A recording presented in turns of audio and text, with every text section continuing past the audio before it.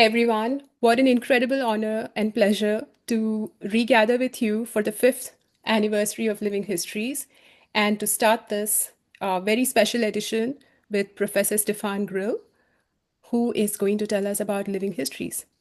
It's yours, Stephan. Thank you. It's a real pleasure to be here. Let me take a couple of minutes to tell you a little bit about my story, which started in Heidelberg. I was born in Heidelberg in Germany. It's a beautiful picture. It's a beautiful town. It's definitely worth a visit. And I was born to a family of scientists. My mother studied language, and my dad was a physicist. So I liked the life, and I became a physicist myself, studied physics, studied physics, in fact, also at the University of Heidelberg. Of course, I was, like many physicists, interested in high energy physics, early universe, and so forth. But I ended up doing a little side job while I was studying in an institute of the biology department of the University of Heidelberg. And I really started to see the light, to realize that there's fantastic questions in the investigations of cells and how cells assemble to larger structures and so forth. So then I decided to do my PhD at EMBL Heidelberg, which is up in the mountains of the city, European Molecular Biology Laboratory, short EMBL, where I was first lucky to work with Ernst Stelzer, who was an optics physicist who built fantastic microscopes, many of which we use in many labs everywhere today. But really, what got me interested into biology is, so I had the pleasure to work with two people here, Tony Hyman, who was a group leader at EMBL Heidelberg back then, and his postdoc Pierre Gönczi, who took me under his wing, because I was a physicist and I had no idea really of how to study biology. I didn't even know what a pipette was. In fact, they almost didn't let me into the PhD program because I didn't know how many chromosomes there are in a human cell, and I didn't even know the order of magnitude. But what did get me excited were movies like this, which is the nematode worm, C. elegans, the one-cell stage C. elegans embryo. And what you can see here is a mitotic spindle apparatus that's going to divide the cell. And as it sets up for division, it's going to undergo these oscillatory movements. So there's an oscillation of some kind of larger mesoscale object that is important for cell division. So I was immediately hooked. And I have been fascinated by C. elegans ever since. But after my PhD,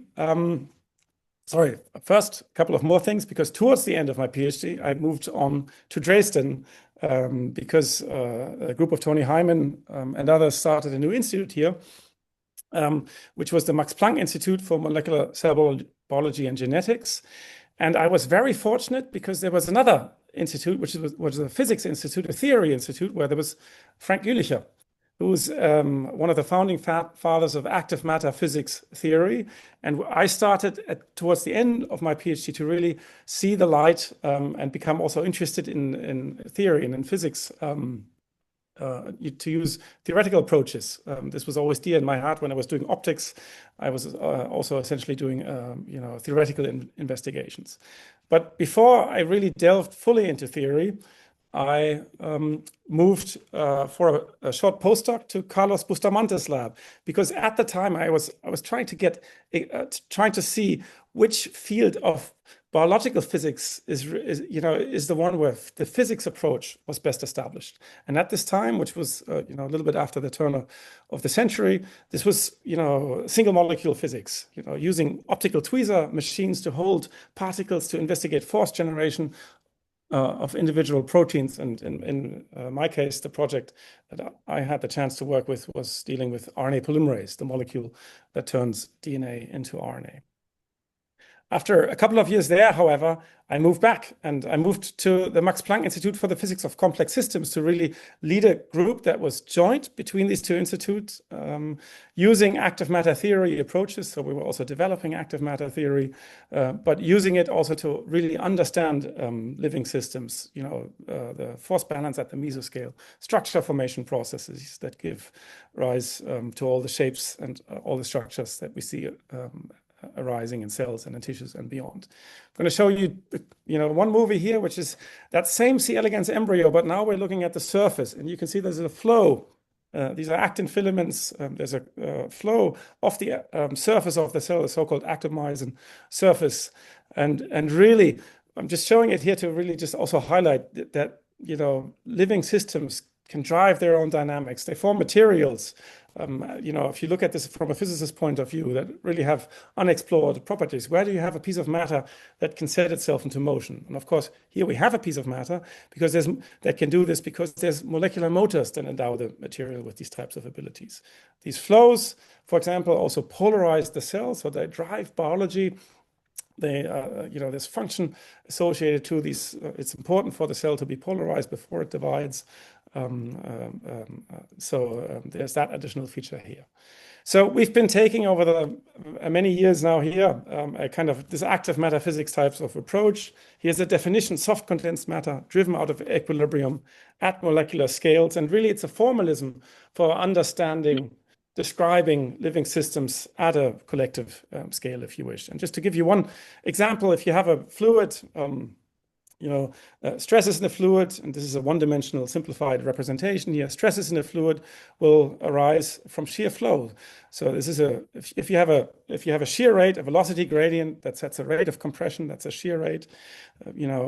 This rate of compression multiplied with the viscosity will set the stress that arises. This is the kind of constitutive equation for a passive fluid, but for an active fluid, we have additional stresses that might arise that come from the consumption of ATP by molecular motors. And these can be of contractile nature, that's what they usually are, and they can endow the system with the ability to set itself into motion. So that means that this system, this surface that you're seeing here, we can treat it as a fluid. It's essentially a two-dimensional fluid. It should be under tension, and to investigate the force balances that drive these flows, we've also been very active in pursuing experimental approaches such as laser cutting to really just cut this piece of material. And if it's under stress and you cut it apart, it's going to fly apart. And so this is really a sign of tension that, in the system. And you can also do cuts in different directions. So you can investigate anisotropies and so forth. So this is really what we've been doing the last many years, is to really take this type of approach, try to understand how isotropic force generation, anisotropic force generation, and even the ability to drive rotatory flows helps structure these types of systems. And with this, Stephan, you have 2 minutes. Yep, with this, I'm basically at my end. This is our beautiful institute. This is actually where I'm sitting, just in this corner here, but I guess you can't see it. And I just wanted to give you a couple of words. The great questions that are out there are really in the interdisciplinary environment. Don't shy away from moving on to other fields, to related fields. In fact, just do what you find interesting. If you can motivate yourself, and if you're precise about motivating yourself and defining an interesting question, that's good enough, because then you will also be able to convince others. And really, this is related with interdisciplinary. Don't hesitate to move out of your comfort zone. If you're feeling comfortable, happy, laid back in the sofa, in some sense, you're not pushing yourself enough. So I can really only, encourage everyone.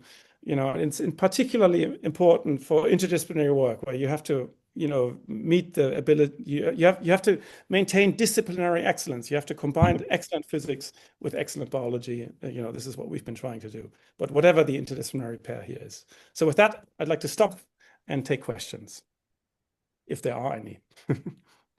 Assuredly. But first, thank you so much, Stephan. On behalf of the audience, I'm clapping. Thank you for wonderfully informative and inspiring living histories talk.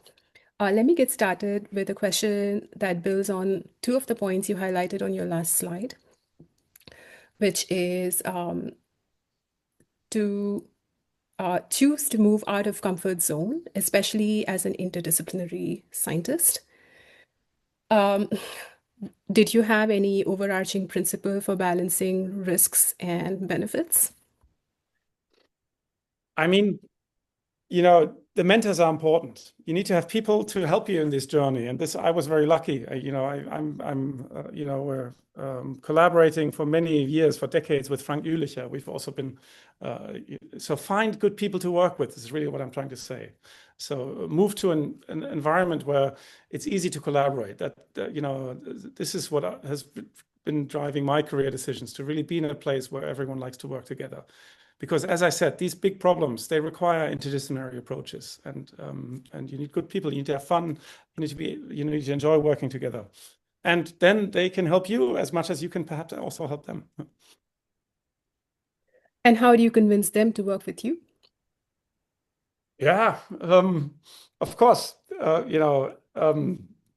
Have perhaps great questions, to be accurate with defining the right questions. And if you can do that, and if there's a reasonable approach, we're all human, we're scientists, we love great questions. It's usually, if you're in the right environment, it's usually not so hard. This has been my personal experience. In fact, I can be easily excited to work on many things. We have many collaborations here in our institute, not just the active myosin. So I think there's many scientists like this. Once a scientist sees something interesting and it is related, and one thinks one can do a little bit, it's not so hard to convince. That's my experience. Thank you. Inspiring words. I want to follow up with a question about choice of mentors. We saw many stalwarts in the course of your own history who guided you. And I'm wondering if you, again, have an overarching principle for how to seek mentors. There's just, I'm grateful to every single one of them, and I do consider myself quite lucky on this front. Okay, so I think there's always an element of luck, but do grab these people that you think are, that you trust, that support you. Stick to them. This is what I can, don't,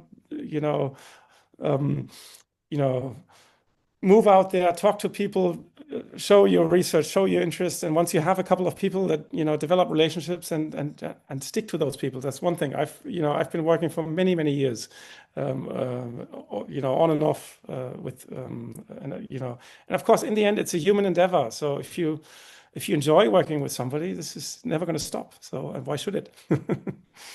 On that very inspiring note, I'm clapping again on behalf of the audience and closing the recording. Thank you again for a wonderful talk, Stephan.